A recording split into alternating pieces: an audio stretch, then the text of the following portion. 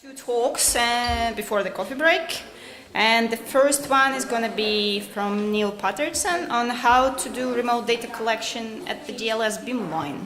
I'm going to skip the whole parenthesis thing. Yeah, okay, enjoy. Yeah, thanks, Katja, and thanks to the organisers for inviting me along today to talk about remote data collection at Diamond. It's kind of interesting in a way because Joel's been asking me to emphasise remote data collection, and for Diamond there's not really a great deal of difference between remote or local, and hopefully we'll see that as we go through. So I thought what I'd do is, rather than give you a load of slides, we would actually just do a live setup of a visit, go in and have a look at the data collection software and have a look at the the results in ISPy-B and the auto-processing pipelines and what you can get back. So most of the slides are tips, and the stuff you need to know will be the live demonstration. Okay? So first an overview, kind of why collect data remotely. As I said, the planning and preparation for your visit is key, same as if you were visiting the synchrotron. So I'll cover setting up the risk assessment, adding investigators, what you need to know for that, populating ISPy-B with the metadata required for the auto-processing pipelines to do a good job, how to ship your samples, and some comments on setting up a remote workstation for a visit. I know the guys from the SRF have kind of mentioned this as well, but there are some things that really make life a lot easier when you're doing this. So we'll have a look at GDA. I might skip past some of the details on this because we've got 2 hours of playing with GDA in a live demo tomorrow and lots of test crystals, so as long as the network behaves, we should be able to go through that then. We'll have a look at the real-time analysis. So obviously when you're collecting data, it's really important to get real-time feedback on the data you're collecting. You need to know, have I solved the structure? Do I need to collect more peak wavelength? What do the maps look like? Do I need another wavelength if I'm phasing? All that kind of information is your ligand there. So our automated pipeline should provide that, not quite real time, but pretty close to it. And then of course there's the post-beam time tasks you need to do, so returning the viewer or transferring it to another beamline, filling out the feedback form, and having a look again at the data analysis, downloading your data, that kind of thing. Okay.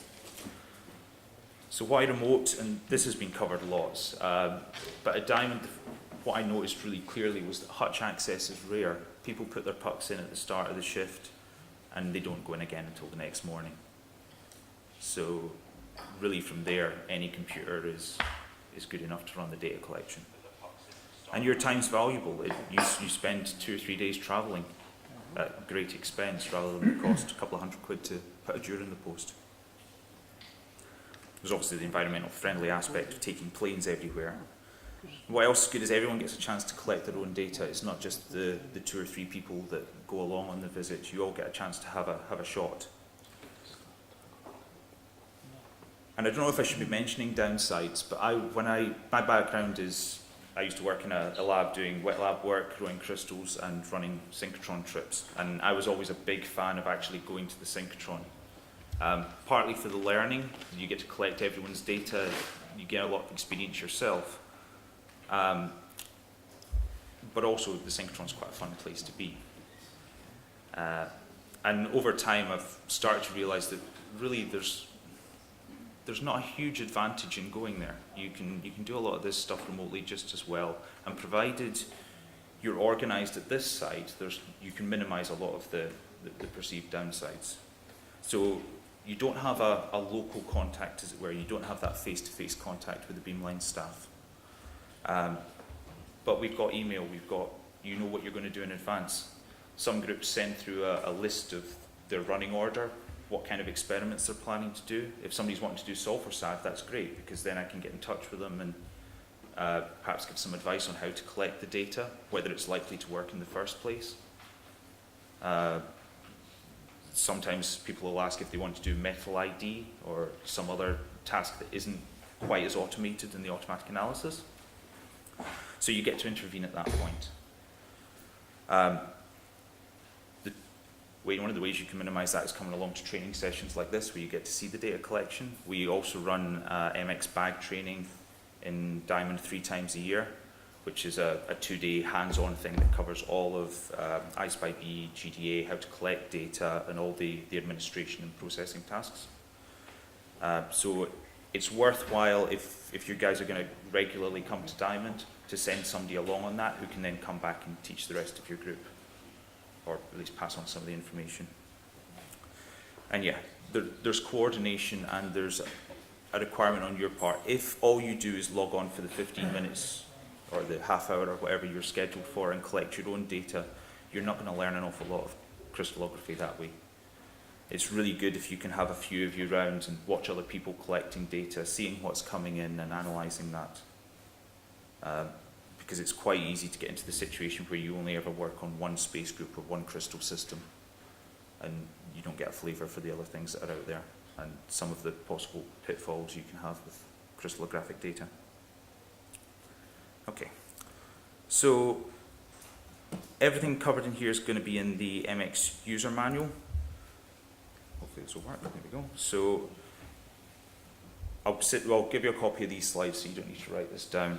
Well, it's not come up. It's really useful. There we go. Right, there's the MX user manual. So that's got everything you need from preparing for your beam time, I/SPY-B information, how to ship samples, particularly the sample holders. So we use the spine standard with unipucks, similar pins to the ESRF, but similar bases to the ALS. If you don't have a set of unipucks, there are loan sets that you can request. But it's best to do that a few weeks in advance so we've got time to ship them out to you. Okay, right, let's get rid of this.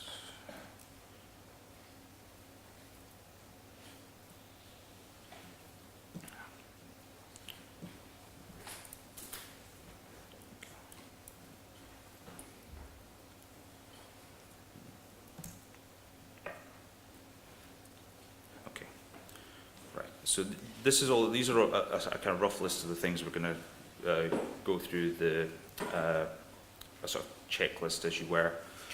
I think we're probably best just to fire into it. So, okay, UAS. So UAS is the user administration system at Diamond. This is where you will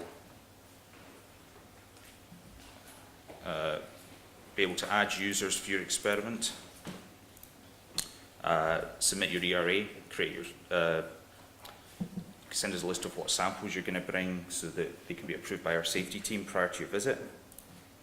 If you're planning to come to Diamond, you need to watch the safety video and sit the test, and you can do that in here. So when you go into a session, so let's find our session, which is every sort of group of data collections at Diamond has a proposal number. And all your visits will come under that proposal number. There's just a suffix at the end. So for 20001, that's the proposal for this course. And in sessions, you can see here we have 4 sessions scheduled. 2 are passed. So one of those was the remote connection test that we did back in April. One was a mistake by the user office. We've got the one tomorrow, and then I've got this visit here, which is for the first day of our shutdown, that we can just fill in just now. So you see when the ERA is fully completed and submitted, then it changes to this booked and accepted. Otherwise, it's in draft state. If your session proposal's in draft state, but when your beam time starts, you won't be allowed to collect data. So please complete this well in advance, at least a week in advance. So when you go into a new UAS proposal, you'll see a whole load of the stuff down the left here is in orange. So we need to add people to that visit. So the first thing should be add investigators, add samples and experimental methods, and decide whether we want lab access or not. So it's fairly easy to add investigators. So here are all you guys who registered for this visit. You're all sitting on here. We can add a couple of investigators, so I'll add myself and Nick. There we go. So once you've added investigators, you need to describe their role. So the leader will be the point of contact with the user office. They can make changes to the ERA. And other members can either be member or data access only. So data access only won't be able to log on via NX and control the beamline, but they can view the results in I/B and they can download data from that visit. If you want to collect locally at Diamond, you have to pass the safety test, as I said, and you can see here Nick hasn't passed the safety test. Shocking, you should be watching that video just now. Do that. But if we change, if we put him as a member, so the next column along is whether you're going to be remote or not. And you can see here, if we set Nick to remote, then that's fine, it doesn't care anymore. You can't do any damage remotely. But what it does ask for now is it asks for contact details. So Diamond's a 24-hour operation. If there are problems with the beamline, and for some reason we need to perhaps move you to another beamline, or cancel your time, or stop you doing something really silly, this is how we'll get in touch. So you need to give us a phone number for that. So my number at Diamond, there we go. Okay. So with everything complete, that now changes to green. For samples, if you've got a long-running proposal, you can add a sample from that. So here are all our crystals we've got in here. We can just add one of them. And you see that's already been validated by our health and safety team. So that should go through pretty quickly when we submit the ERA. If we have a look at the sample, we've got protein name and acronym, brief description of the function, and some notes on the biological risk. Most of the things, we can only accept containment level 1 samples at Diamond for remote access. IO3 can take Cat2 and Cat3 samples locally. You won't be running that remote. You'll notice there is a button here, add all from proposal. You can do that, but if somebody does have a Cat2 or Cat3 sample on the list, then you'll get panicked emails from our health and safety team saying that you can't come remotely and do it. Experimental methods, again, we can copy that from the proposal. We've got a method here, which is descriptively named method. But all that's saying is we're bringing the samples in either crystal trays or cryo-cooled samples. We're going to loop them, put them on the beamline, and we're going to be safe when we're handling liquid nitrogen. There's nothing especially complex here in this. This same form's used for other beamlines where they might perhaps install a lot of equipment or rebuild the end station. We don't do that in MX. It's all usually very standard, and certainly for remote access it will be very standard. Okay. So let's go with that. And lab access. Obviously for remote access you won't need that, but if you're coming to Diamond and you want to perhaps prepare derivatives or loop samples from trays, then you could choose lab access and you'd have to fill in an risk form for that. So that's us. That is authorise and submit the ERA, and that's it in. So now if we go back to our sessions file, that status should have changed. Sorry, I have lots of sessions here because I'm staff. Your interface will look a lot simpler in this. So you see now our ERA state's accepted because the only samples we put on were already validated, the method was already validated. I'm not sure why investigators isn't draft. It's maybe just not refreshed in time. Okay. There we go. So submit investigators.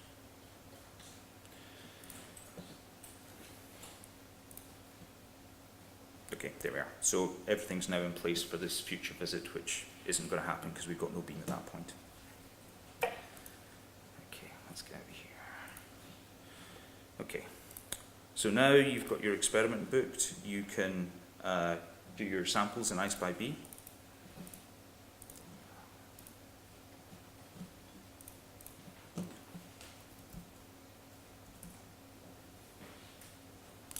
So I say I/B. I/B is the database at the back end. What we're actually running is SyncWeb, which is our Diamond's unique interface to iSpy-B. So even though the ESRF version and ours are named the same and everyone calls it iSpy-B, they're quite different systems for what you see as for interacting with it. So again, you won't see as many proposals as this. You've got a main menu along the top here where you can choose your proposals if you've got more than one. And then this menu under your proposal number lists all the data for your that you've collected under that proposal from across all visits. You can choose individual visits, see when they're coming up. There's some tools for assigning containers within the robot dewar. And here's also where you'll handle shipments to and from the beamline. We've got some metrics on registered dewars and containers, which is to do with our barcoding and sample tracking systems. You can define containers, populate them with samples, define your proteins and lab contacts, and see how efficient you've been with the beamline. Here you can also see the webcams.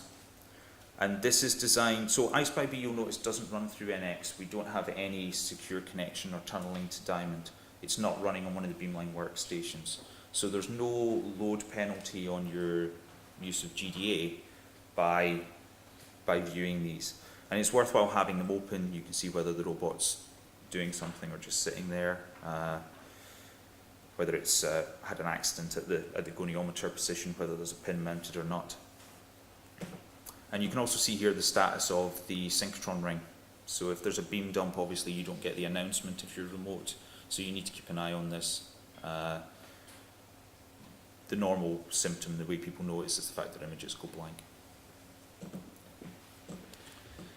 Okay, so we've submitted our ERA. What we need to do now is create a shipment. So if we go to the shipments tab here, you can see Christian's already created some for your samples. But what we're going to do is we're just going to create another shipment here. So the add shipment button brings up this form. We can give it a name.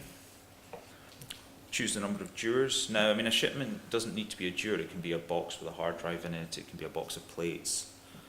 Anything like that. It's just what iSpy-B refers to as a shipment.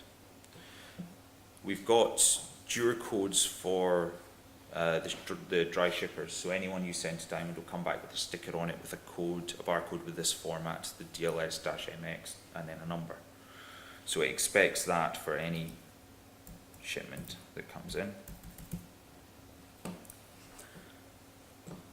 Safety level of your experiment will probably be green. If it's not, you won't be running remote collection, and you'll probably know about that in advance because it has a group 2-3 samples. Any comments you have for the shipment? Maybe if you've got a hard drive included or something, you want to tell us about that. You don't need to put top up liquid nitrogen in here. We get lots of dewars and we do that automatically whenever anything comes in, and every 5 days your dewars topped up again. And what we do need though is a lab contact. So I've added myself in here just to save some time, but there's a form here where you can add a lab contact, and if you're outside Europe, here you would also add your courier company and courier account number for shipping. Okay, so we'll just add that shipment.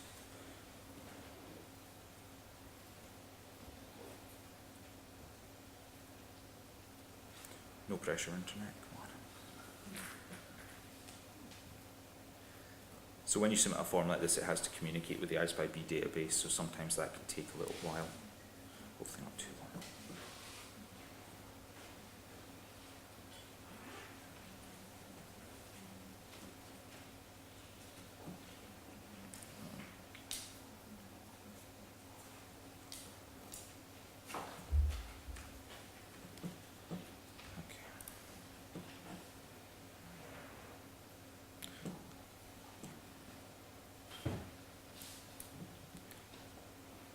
The whole thing seems to have slowed down now. The perils of live demonstrations. Okay, let's go back to the slides. Anything we don't cover today, I'll cover on the live demo tomorrow, because we've got plenty of time for this. Okay, let's see if NX is going to work. Okay, so in I/SPY-B, that's where you create your shipment, do your puck sample entries, and we can book the shipping from there.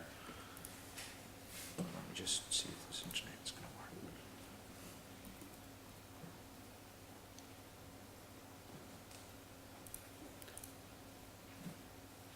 Okay. Okay. It looks like it was because I was connected via the VPN, which I will need to run the data collection side of things. Okay, so let's go back into our visit, and hopefully our shipment will be in there. Okay. We'll add that shipment again quickly.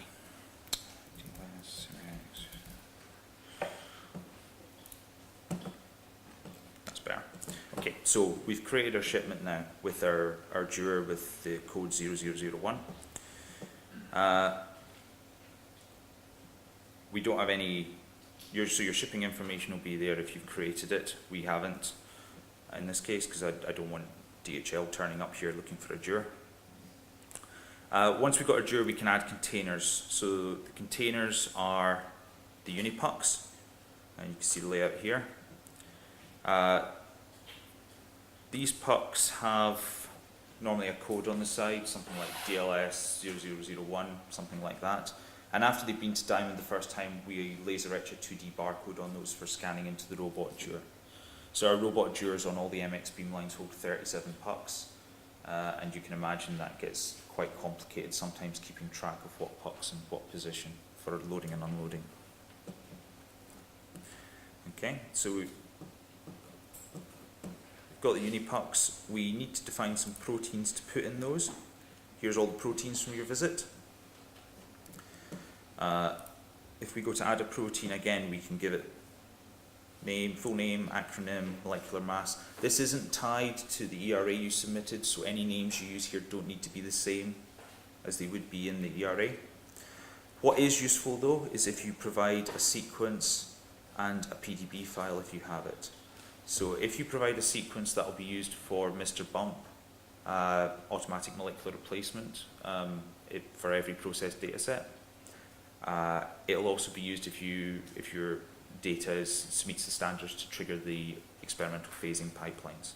They'll use that for the auto building. And of course we can add a PDB file. Now this could be an APO form of your protein if you're doing ligands screening. It could be a homolog, and that's used in the DIMPLE pipeline that is generally intended for ligand screening, but it also works as a quick and dirty sort of molecular replacement approach as well. So you can get quick answers on whether your MR is going to work from your homolog. Okay, that needs a name. Let's actually go back to one that's already created.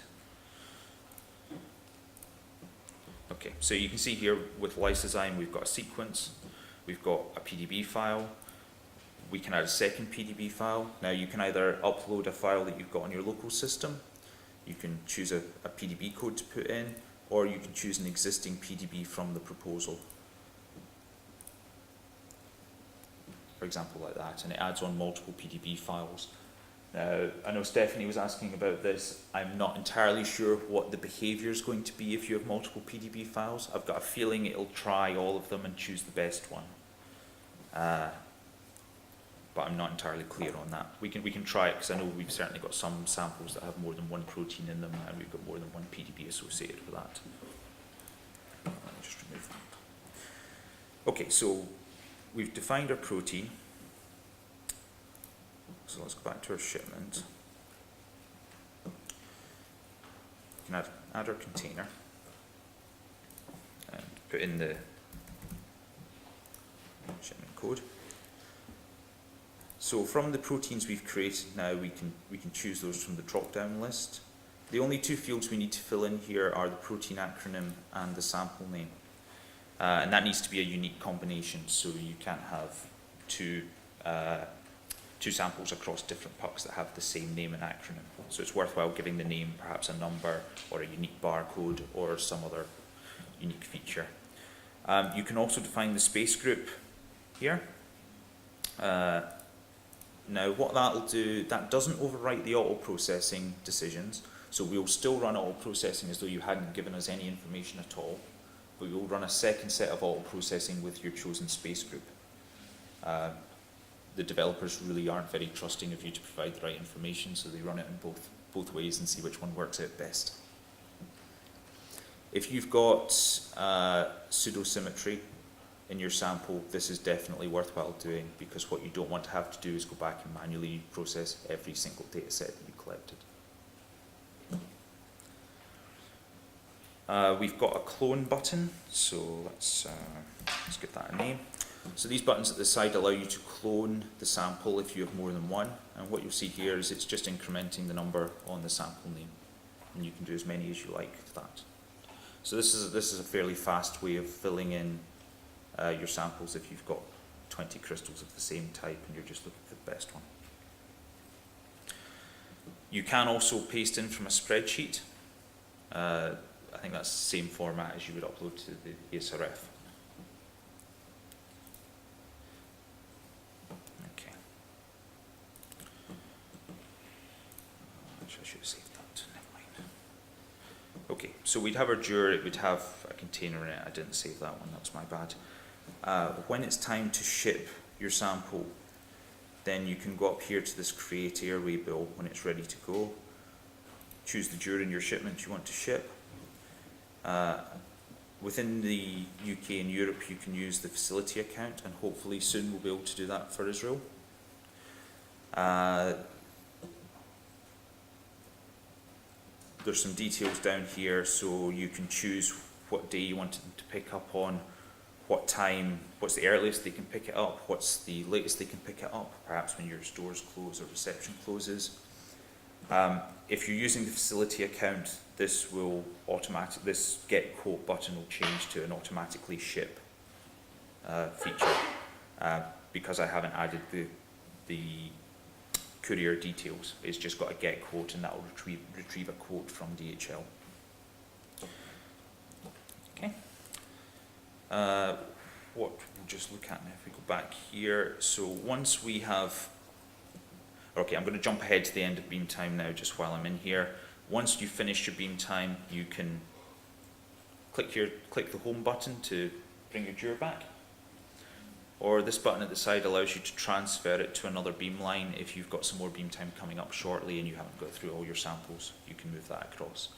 If you just want to move a puck or two and get your jur back, you can do that as well, but you're best to email your local contacts and get them to handle that part. Okay. So that covers sample shipping. So remote access to control GDA. So your samples have come down, they've been shipped to Diamond, you'll get an email when they arrive. The other thing that's useful to do before your visit is a remote connection test. Now, if you have a brand new Fed ID, you're only going to be able to do this 3 days before your beam time. If you have a Fed ID you've used on a visit previously, then you can check that whenever. And this is exactly the same method as you would use to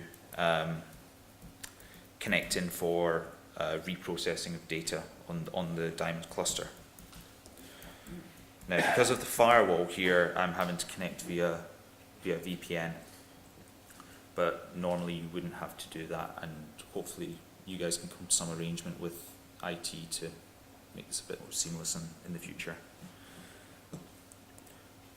So we run off a no machine client. It's a standalone version, unlike the ESRF, who run it via web plugin. So if you Google search for the NX client, or there's a download link on the Beamline staff manual that I showed you, and install that, you can create a connection to Diamond. And we'll just run through that because it's really simple. Default protocol is NX. The host is nx.diamond.ac.uk. It's a password. You don't use a proxy. Give it a name, and there we are. The first time you connect in, it will ask for a username and password, which is your Fed ID. And hopefully this will go through. Okay. So when you get into this page. So some of these are connecting to existing Diamond computers. You want to create a new virtual desktop. And what you will see, if you have beam time, what you will see is the workstation 1 and 2 for the beamline you were on. You won't see all of these. I see these because I'm staff. If you're time on IO3, you just see these two. If you're time on IO4, you just see these two. And you would also have this automatic node. For data collection on the beamline, you need to use one of the beamline workstations. For reprocessing data or doing anything else, automatically select a node, and that will give you a random machine on our cluster. Okay? So we're on IO4, we'll go into that.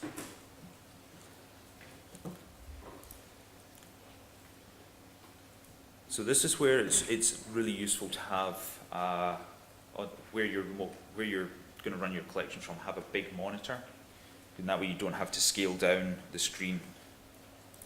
Having two monitors is good because then you can have I/B open on one to see the results as they come in and have one machine for the data collection. Even better is two machines because then someone can sit on that and look at the real-time processing that's coming in and advise the next person for data collection. So once you log in on a beamline workstation, there are two main folders you see that are associated with that. There's the IO4 launchers, which launches the GDA client and the server. So the GDA client uses the server to connect to all the motors. So if you find during your beam time that the motors aren't responding when they should be, your troubleshooting action would be to restart the GDA server and then restart the client. When the server is restarted, you need to restart any client that's connected to that. Inside DLS launchers, there's a series of commonly used bits of software. This folder never gets updated. We haven't offered HKL 2000 for at least 5 years, but the icon's still there. Some other things, particularly for remote collection, Albula puts a very big strain on NX, so it's probably best not to use that. ADXV is fine. Don't auto-load the images though. Use it to maybe have a look at the screening images and check for split lattices or spot quality. But for almost everything else, the auto-processing will tell you what you need to know. Sorry, the other thing that's in there that you need is the data dispenser.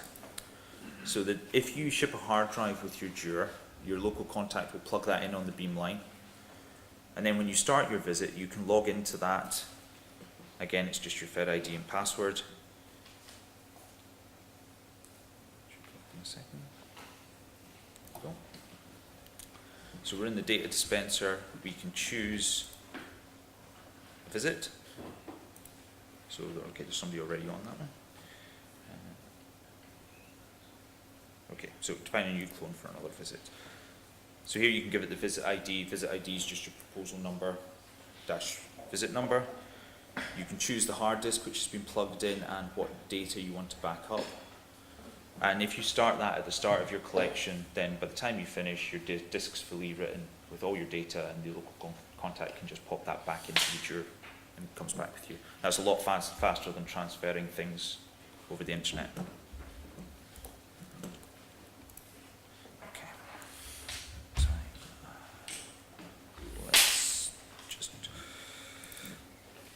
So to actually control the beamline, we use GDA client.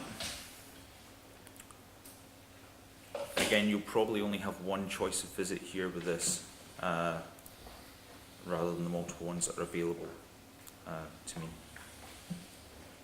That takes a moment to start up. You get this log panel. The log panel contains feedback from GDA and will flag up any errors that occur. It's worth keeping that open. And within GDA, you've got a series of perspectives. So let's just have a look at alignment quickly. So I'm just going to skip over this quite fast because we've got 2 hours to play with this tomorrow. And we'll go through it all in detail then and actually use it. So the main features are the baton. So the baton is passed between JDA clients. Whoever has the baton can control the beamline.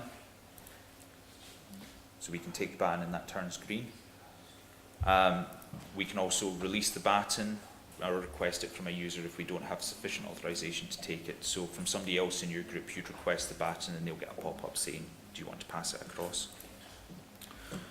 Now that we've got the baton, we can drive around, we can do things, move the beamline around, that kind of thing. So in the samples tab, we have a list of all the containers that are assigned for our visit.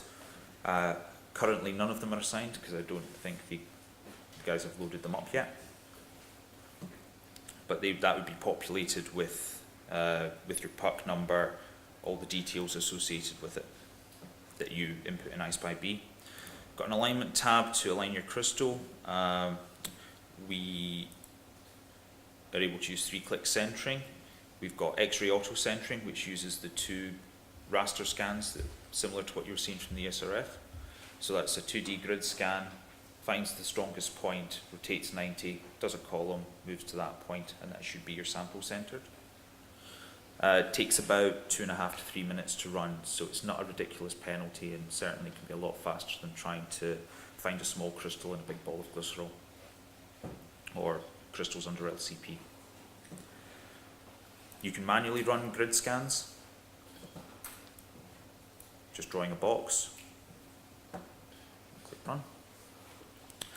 The grid scan results are on a separate tab so that you don't accidentally click somewhere and lose your grid, which was an old problem. It's a bit of a kludge fix, but it works. We've got fluorescence tab, so if you want to run a fluorescence spectrum. So the spectrum is where you illuminate your crystal with a low dose of X-rays and measure the energy of the X-rays that are coming back. So you can use that to identify any metals that happen to be in your crystal or your solution surrounding it. One limitation of this is because it's measuring the weak signal coming back, you need to move the beamline energy to a higher point. So if you were looking for selenium, which is around sort of 12.5 keV, you'd want to move up to 14 or 15 before you run a spectrum if you wanted to try and detect that. Because our normal beamline energy is sitting around the selenium edge, that's one thing to watch out for. You'll only detect light elements that are down at the lower energies if you run it at 12.7. But it's very fast and it picks up all kinds of trace elements that are in there. Quite often with proteins, people don't realise that it's a native zinc binder or that kind of thing. And we've had a couple of cases recently where people have come with heavy atom soaks and then found they actually had a zinc in there to start with. Makes life a lot easier when that happens. So once you've identified the element that's in there, or if you already know, you can run a fluorescence scan to get the edge, the peak and inflection values, and you just choose your element from the drop-down list, choose the edge. Sometimes you don't have a choice in that, and give it a file name, and that'll go off and run and give you the values back. Data collection tab.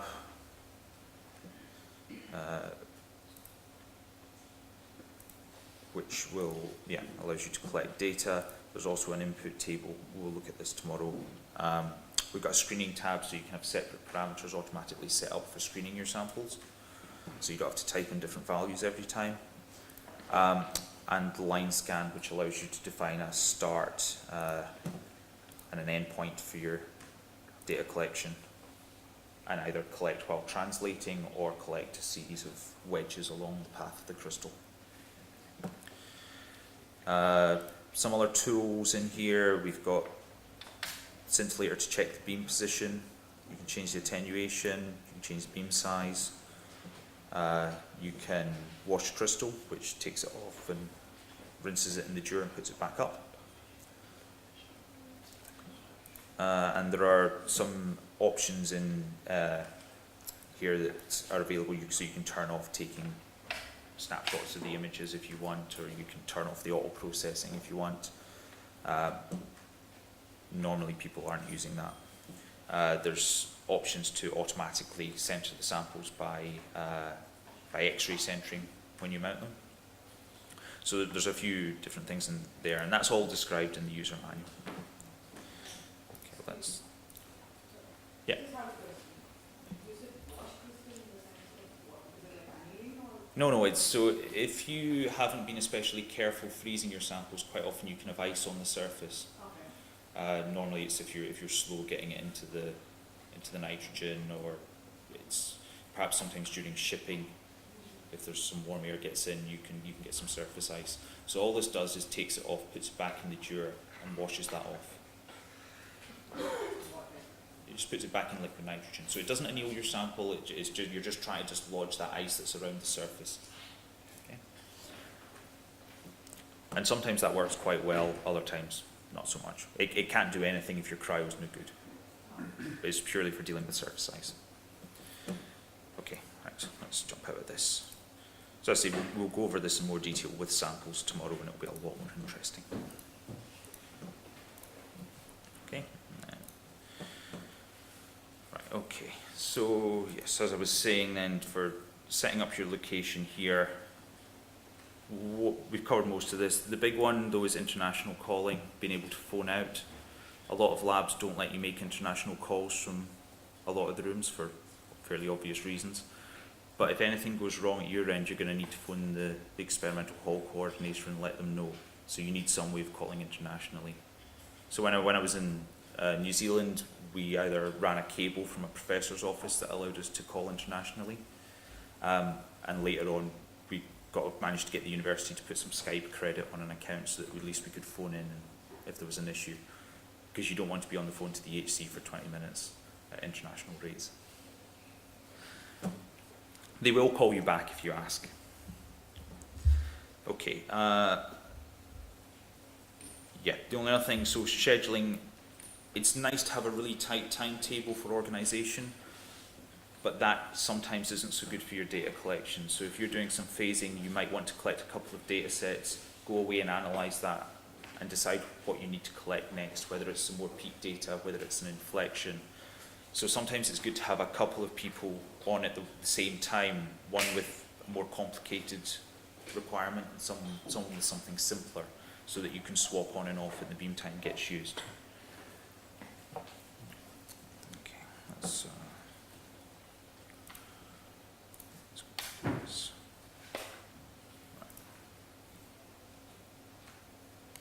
Okay, file system housekeeping.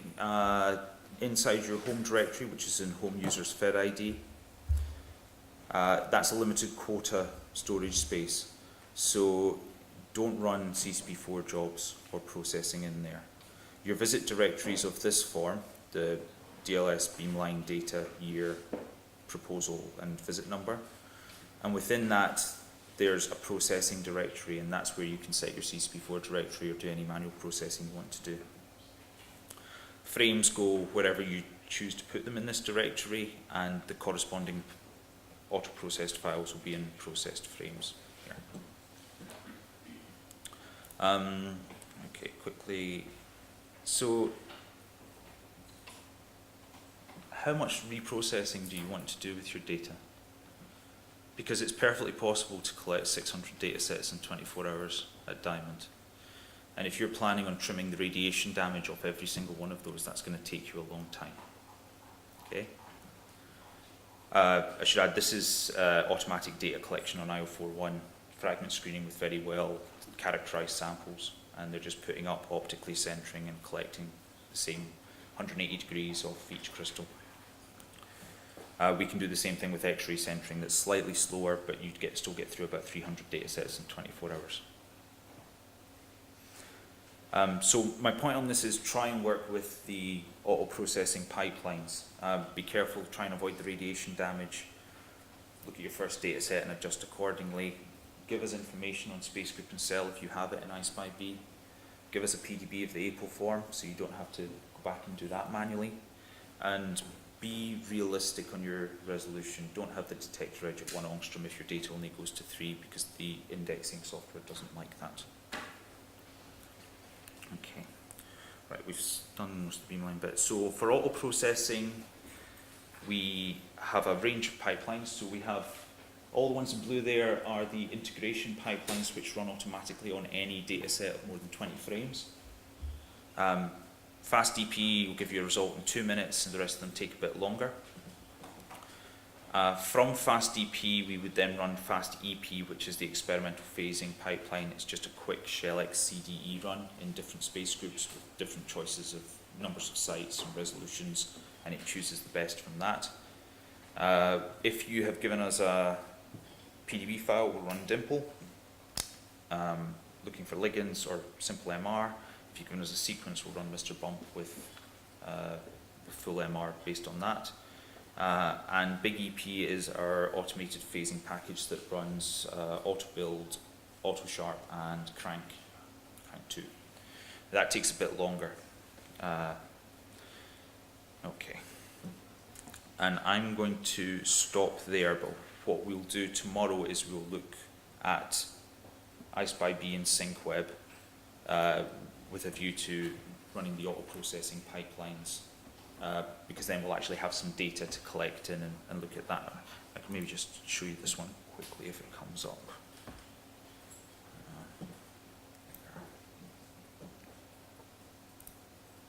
Okay.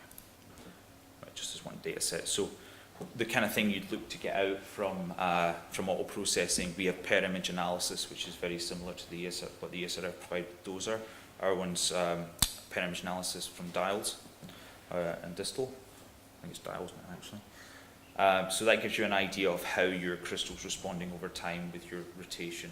So if that's heading south over 360 degrees, you're probably hitting it too hard. It's a good indication for radiation damage.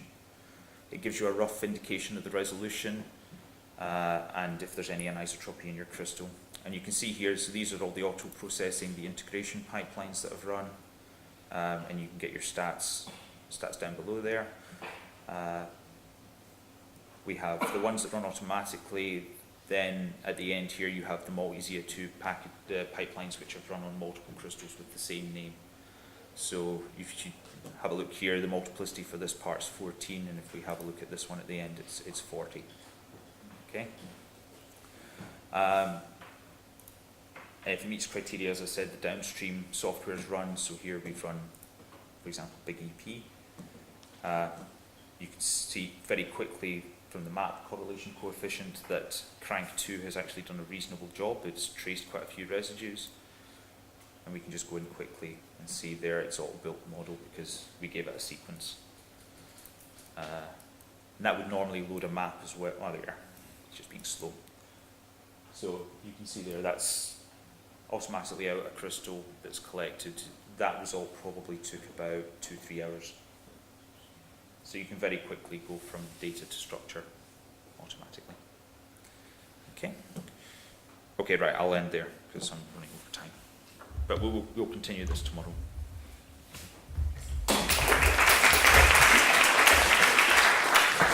All right, that was nice. Thank you, Neil. And we have time for questions. I would like to encourage students to ask any question. Yeah, Sudarshan.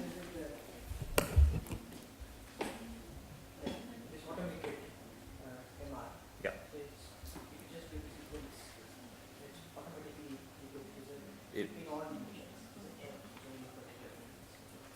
So only a particular. No, that runs on any of the diamond beam lengths. Yeah. So if you when you define your protein sample, that's across all of diamond. So if the next time you go for a visit on, say, IO3, and when you're creating your samples, you choose that from the drop-down list. When you're creating it, it'll use that for there. But hopefully, the first time for the automated MR, the first possible to collect 600 data sets in 24 hours at diamond. And if you're planning on trimming the radiation damage off every single one of those, that's going to take you a long time. Okay. I should add, this is automatic data collection on IO41, fragment screening with very well characterized samples, and they're just putting up optically centering and collecting the same 180 degrees of each crystal. We can do the same thing with X-ray centering. That's slightly slower, but you still get through about 300 data sets in 24 hours. So my point on this is try and work with the auto-processing pipelines. Be careful, try and avoid the radiation damage. Look at your first data set and adjust accordingly. Give us information on space group and cell if you have it in iSpy-B. Give us a PDB of the APO form so you don't have to go back and do that manually. And be realistic on your resolution. Don't have the detector out at 1 angstrom if your data only goes to 3 because the indexing software doesn't like that. Okay, right, we've done most of the beamline bits. So for auto processing, we have a range of pipelines. So we have all the ones in blue there are the integration pipelines which run automatically on any data set of more than 20 frames. FastDP will give you a result in 2 minutes, and the rest of them take a bit longer. From FastDP, we would then run FastEP, which is the experimental phasing pipeline. It's just a quick shell-like CDE run in different space groups with different choices of numbers of sites and resolutions, and it chooses the best from that. If you have given us a PDB file, we'll run Dimple, looking for ligands or simple MR. If you've given us a sequence, we'll run Mr. Bump with a full MR based on that.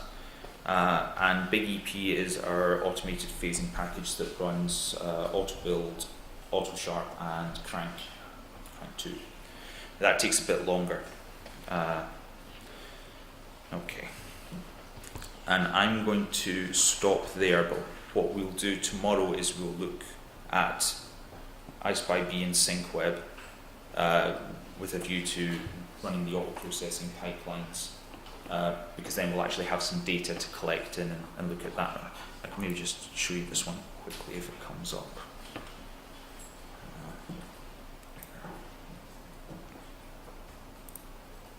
Okay. Right, just as one data set. So the kind of thing you'd look to get out from auto processing, we have per image analysis, which is very similar to the what the ESRF provide dozer. Our one's per image analysis from dials and distal. I think it's dials actually. So that gives you an idea of how your crystal's responding over time with your rotation. So if that's heading south over 360 degrees, you're probably hitting it too hard. It's a good indication for radiation damage. It gives you a rough indication of the resolution and if there's any anisotropy in your crystal. And you can see here, so these are all the auto processing, the integration pipelines that have run, and you can get your stats down below there. We have the ones that run automatically. Then at the end here you have the Maltese 2 pipelines which have run on multiple crystals with the same name. So if you have a look here, the multiplicity for this part is 14, and if we have a look at this one at the end, it's 40. Okay. And if it meets criteria, as I said, the downstream software is run. So here we've run, for example, Big EP. You can see very quickly from the map correlation coefficient that Crank 2 has actually done a reasonable job. It's traced quite a few residues. And we can just go in quickly and see there it's all built model because we gave it a sequence. And that would normally load a map as well. Oh, there. It's just being slow. So you can see there that's automatically out a crystal that's collected. That result probably took about 2-3 hours. So you can very quickly go from data to structure automatically. Okay. Okay, right, I'll end there because I'm running over time. But we'll continue this tomorrow.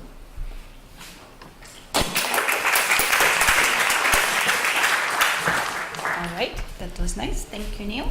And we have time for questions. I would like to encourage students to ask any question. Yeah, so their hand. This automated MR. Yeah. So you just give the sequence, it's automatically It, on so only a particular. No, that runs on any of the diamond beamlines. Yeah. So if you when you define your protein sample, that's across all of diamond. So if the next time you go for a visit on, say, IO3, and when you're creating your samples, you choose that from the drop-down list. When you're creating it, it'll use that for there. But hopefully, the first time for the automated MR, the first time you collect your data, you solve the structure, and then you're uploading a PDB for the next one rather than a sequence, because the PDB runs the Dimple runs a lot faster than Mr. Bump does.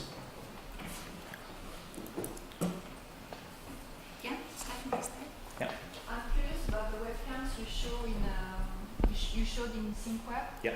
Are they only accessible when it's your session? Yes, or is it yes, yeah. okay. It's not a Big Brother experience here. No, You don't sit and watch because, people. That's why at ESRF we can only view those from the remote access session. But I was curious from... No, for normal users, you won't be able to view them unless it's your beam time. So I think you get like the day before and after, you'd probably be able to view them if you logged on to your proposal, but it's not generally accessible. But it's kind of a hidden link because it doesn't look like there's anything there until you click on it and it expands up. But it's a lot lower resolution, obviously, but it's enough to see what's going on. And it means you can offload it to another machine that isn't involved in the data collection. Okay. Joel? Do you have anything like massive for completely automated? No. Strategy is one of the areas where Diamond's a bit weaker. The ESRF definitely beats us on that front. And without a good automated strategy pipeline, it's hard to replicate that. I think there are plans on the way to go down that route, and perhaps when you send a dure in, the pucks go to different beam lines depending on the information you provided. But that's not in place yet. What kind of, do you use both spine and other pucks, or how does it work? You can send us stuff in the ESRF pucks, but it's an absolute pain for us at the other end because then we have to transfer them across. So it's much better to send us an email and ask for a set of lone pucks. We've just got this little Pelican box with everything you need to go in the dure in it, and we'll ship that out to you and get it back after the visit.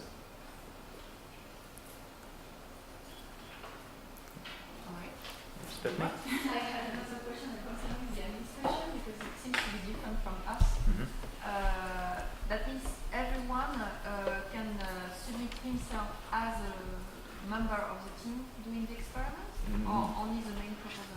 No, you need to be listed on. So the bit I showed was the visit ERA. If you need to be on the proposal ERA to add. Sorry, the. So initially, someone head of the group probably. Yes. So declaring who is member. yeah, let me just jump on here and I'll show you for this. Oh no, it's UAS, isn't it?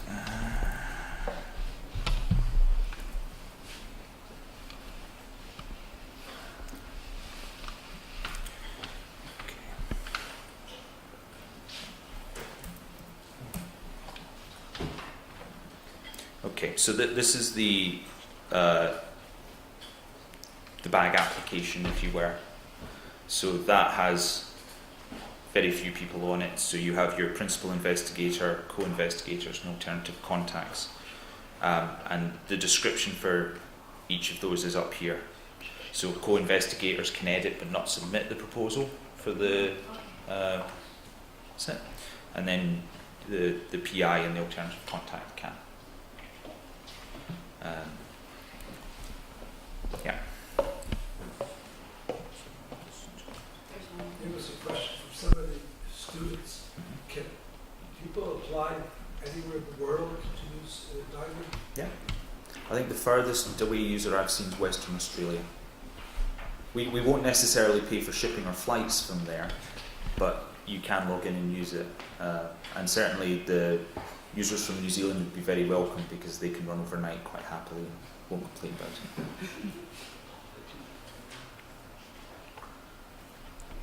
All right. Okay. Okay. Thank you again. Cheers. But